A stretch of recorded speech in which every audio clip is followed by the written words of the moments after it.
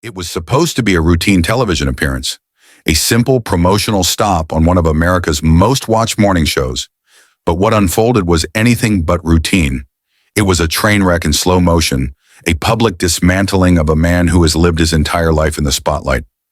We are talking about the day Howard Stern didn't just confront Prince Harry, he humiliated him. Live on the set of The View, in front of millions of viewers, the king of all media went head-to-head with the world's most famous royal runaway. And the result was one of the most brutal, uncomfortable, and unforgettable moments in recent television history. This wasn't just a heated argument. It was a psychological vivisection, a raw, unfiltered takedown that exposed the deepest hypocrisies and insecurities of a global icon. So how did it all go so wrong? How did a friendly chat turn into a career-defining catastrophe for Prince Harry? We're going to break down every single moment, every word, and every shocked expression. This is the story of the day Howard Stern destroyed Prince Harry on live TV. The morning started with a strange energy on the set of The View. The producers were buzzing, the audience was electric. It was a huge booking. Not just one, but two massive and massively different celebrities were scheduled for the same segment. Prince Harry, the Duke of Sussex, was there to promote his new global mental health initiative, a project he clearly cared deeply about. He walked out onto the set with that familiar, slightly cautious smile. He was dressed in his Montecito uniform, a tailored gray suit, no tie, an open-necked white shirt. He looked polished, media-trained, and ready to deliver his well-rehearsed talking points. He greeted Whoopi Goldberg with a warm hug, shook hands with the other co-hosts, and settled into his chair, the picture of modern, relatable royalty. But sitting at the other end of the table was the wild card, the human hand grenade, Howard Stern. He wasn't a scheduled guest in the same way.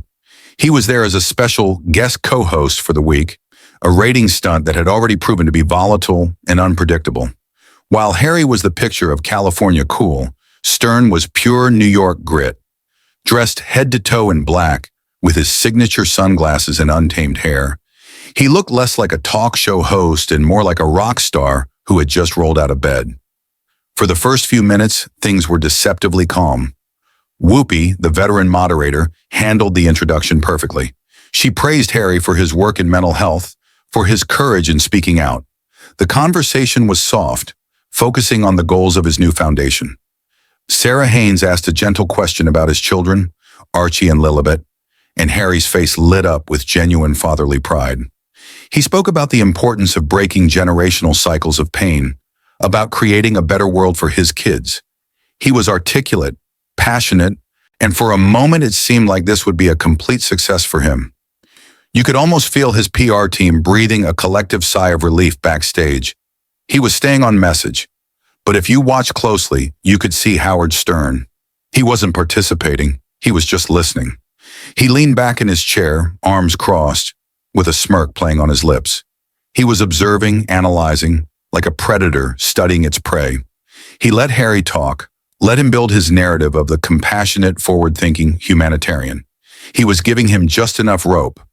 The first crack in the facade appeared when Sunny Hostin, always the sharp legal mind, shifted the topic slightly. She brought up Harry's ongoing legal battles with the British tabloids.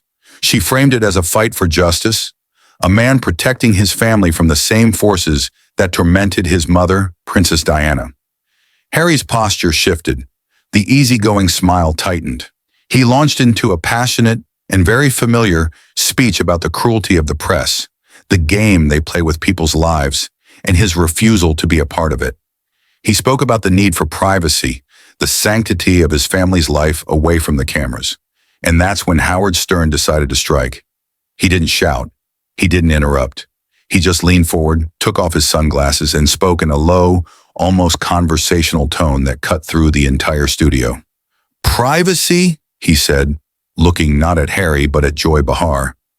"Is that what we're calling it now?" The table fell silent. Joy, never one to miss a chance to stir the pot, just raised an eyebrow. Harry looked confused, as if he hadn't heard correctly. Stern turned his gaze directly to Harry. "I'm a little confused, Prince. Help me out. Because you talk about privacy, you sue for privacy, you lecture the world about privacy. But you sold your privacy to Netflix for $100 million. You sold it to Spotify for $20 million. You sold every last intimate detail of your family feuds to Penguin Random House for a book.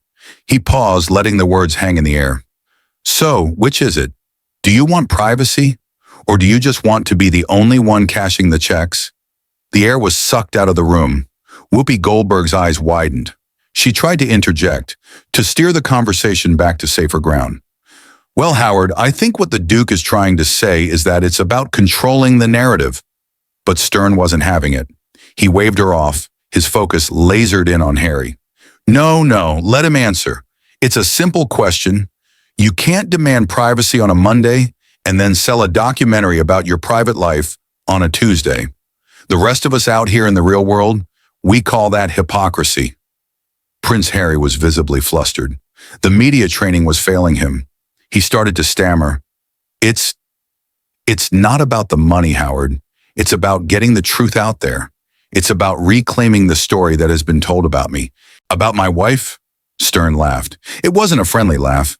It was a sharp, mocking bark. The truth? Your truth? You sat on a couch with Oprah and told your truth. You made a 6-part documentary series about your truth. You wrote a 400-page book about your truth. We get it. We've heard it. The question is, why should we keep paying for it? The temperature in the studio dropped by 20 degrees. This was no longer a talk show segment. It was an interrogation. Sonny Hostin tried to jump in to defend Harry. Howard, that's not fair.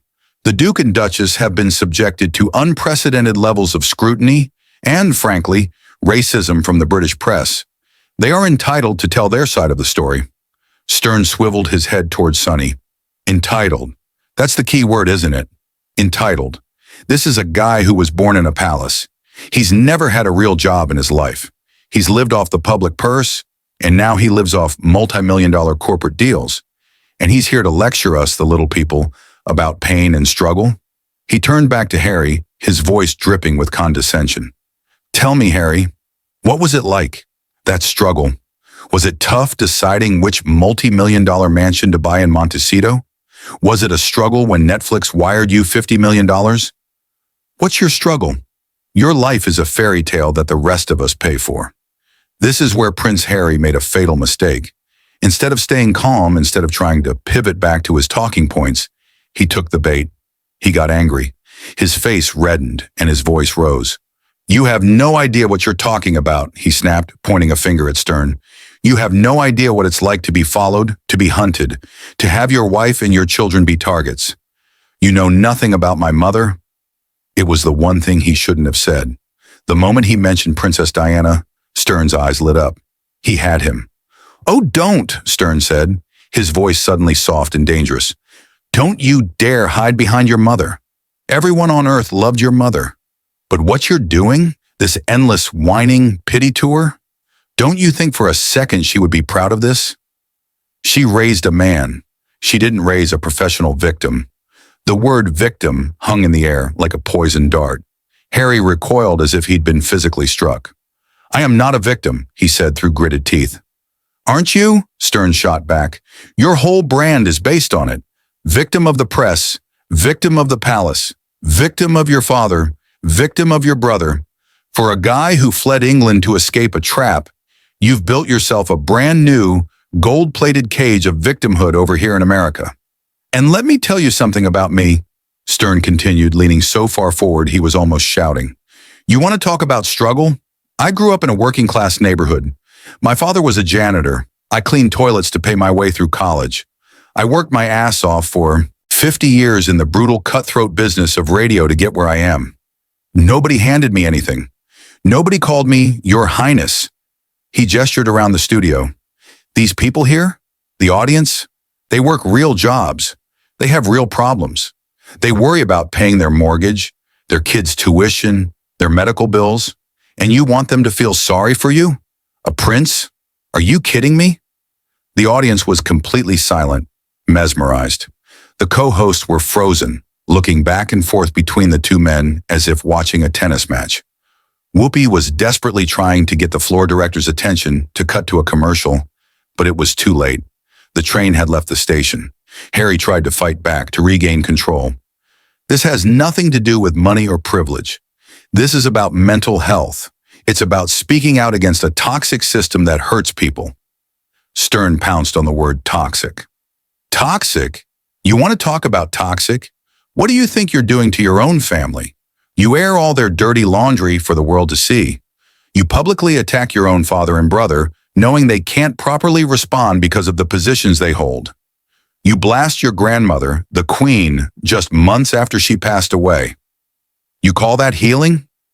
I call that a calculated, vicious, money-making attack on your own blood. He wasn't done. He lowered his voice again for the kill shot. You talk about protecting your wife. I get that. Every man wants to protect his wife. But what you've done is isolate her. You've taken her away from her family. You've taken yourself away from your family. You're living on an island of your own making, surrounded by yes men and publicists and Netflix producers who are all getting rich off your truth. He looked Harry dead in the eye. Let me tell you what real men do, Harry. They don't run away and then cry about it on TV for a paycheck. They stay. They fight. They protect their family from the inside. You didn't just abandon the royal family. You abandoned your duty. You abandoned your brother. And for what? For a mansion in California and a podcast deal? It's pathetic. The final blow was the most personal and the most devastating. Stern leaned back in his chair, as if he was finished. He let the silence stretch for an unbearably long moment. Then he added one final quiet thought. Your mother, Princess Diana, she was trapped. Everyone knows that. But she had grace. She had dignity. She dealt with her pain with immense strength. And you know what I think? I think she would be heartbroken. Not because you left, but because of how you did it. She would be ashamed of this endless, public whining. You've commercialized your pain, and in doing so, you've cheapened her memory. That was it, the knockout punch. Prince Harry just stared. His face was pale, his eyes wide with shock. He had no response. He opened his mouth to speak, but no words came out. He looked utterly and completely defeated.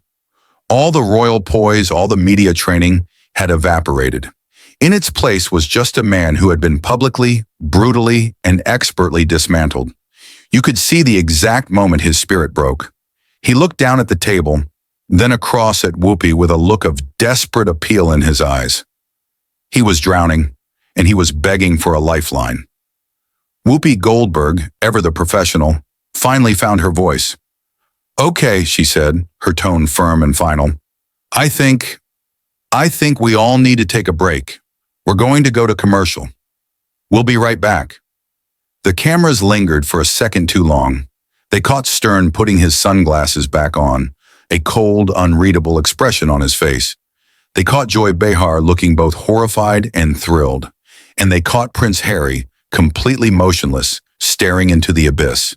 Then the screen cut to a commercial for laundry detergent. The silence on set was apparently deafening.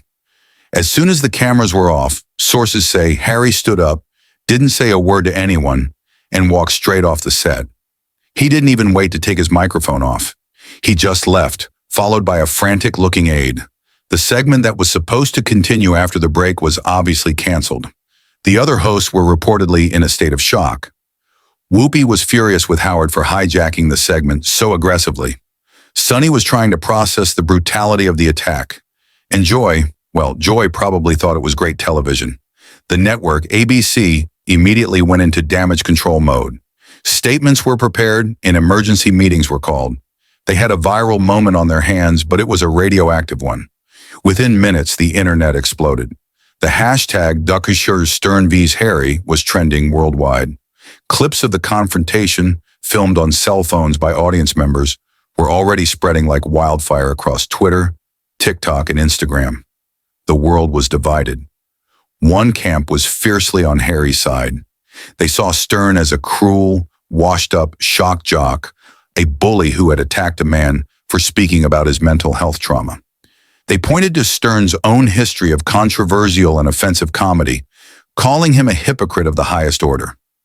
They flooded social media with messages of support for Harry and Meghan, praising their courage. But there was another camp, and it was a very, very large one. This camp saw Howard Stern as a hero. They saw him as the only person with the guts to finally say what millions of people were thinking. They felt he had articulated the widespread frustration with what they perceived as Harry's hypocrisy and endless complaining. Memes were created. Stern was hailed as the voice of the people. People posted clips with captions like, "Finally, someone said it," and "Howard Stern for president." Talk show hosts, news anchors, and newspaper columnists all weighed in. Was Stern's attack a low blow or a necessary dose of reality for a privileged prince? The debate raged for days. For Howard Stern, it was a massive career resurgence. He was suddenly more relevant than he had been in years. His own show's ratings skyrocketed as people tuned in to hear him relive and analyze the confrontation. He didn't back down an inch.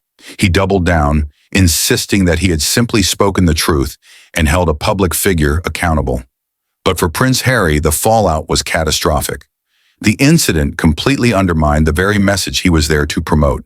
Instead of a discussion about mental health, he had become the subject of a global debate about his own character, his integrity, and his choices. The humiliation on The View became a defining moment, a clip that would be replayed for years to come.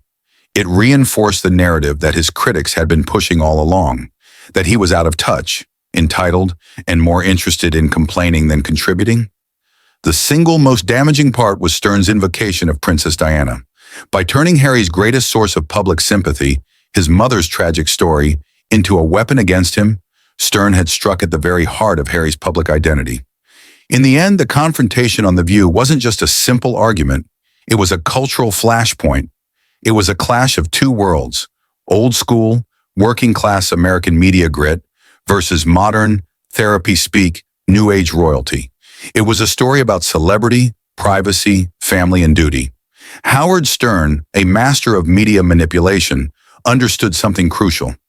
He understood that in the court of public opinion, a simple, brutal, relatable truth can be far more powerful than a complex, well-rehearsed narrative.